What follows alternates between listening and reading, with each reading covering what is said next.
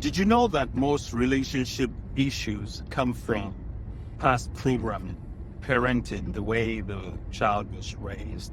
Because the way you are raised is how you are going to default when you go into programs that makes you repeat events just how you grew up. Let me break this down, I know, so you can fully understand what I'm saying. What I'm saying is, if you were programmed by parents in a certain way that triggers things that your mother said to you as a child, maybe fighting words or words that make you feel not completely capable, not empowering words. If you grew up in homes or with parents that said words of disempowerment, not words of affirmation, like you are the best child, you can do it, son, I trust and I believe in you. Your mother or your father or your caretakers would always criticize you for things, even when they say things not consciously, just because that's the only way they know how to say things. The same thing with money, the idea of money, your idea of wealth, abundance, and prosperity.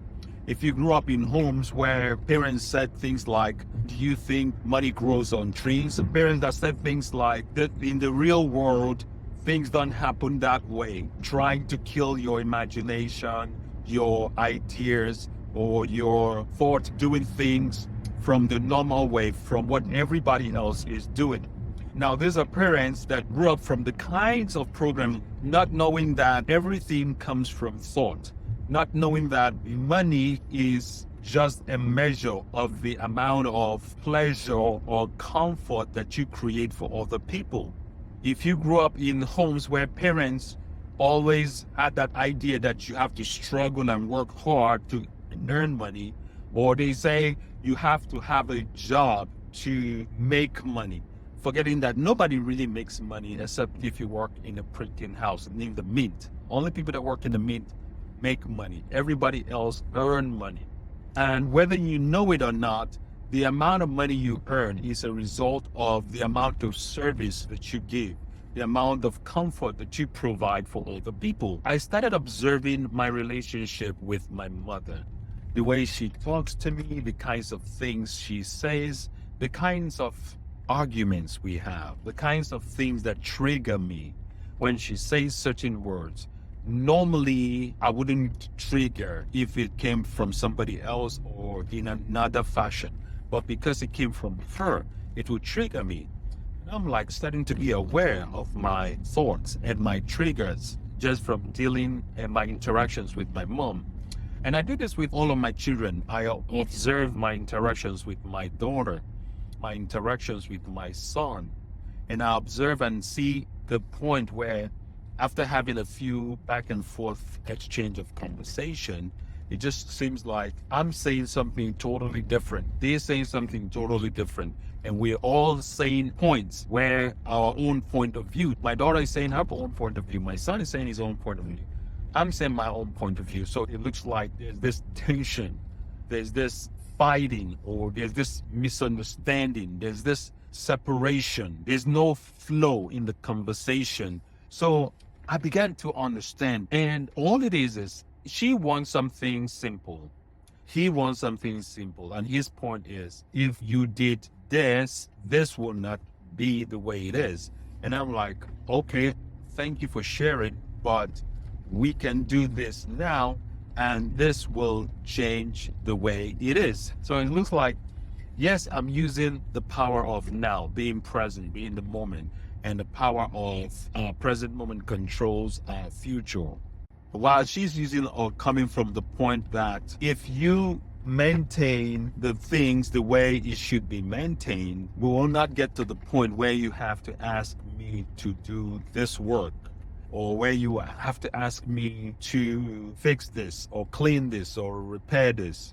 And so I began to become aware, and just that awareness created a lot of understanding in me, because I'm much more calmer the way I deal with her.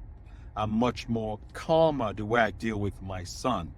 Because when I look back into the programming or the way I responded to my parents growing up, yes, I did not agree with everything they said, but I did not have the audacity, or maybe the word you might even say power. We were not conditioned that way to challenge our parents or to speak back or to talk back.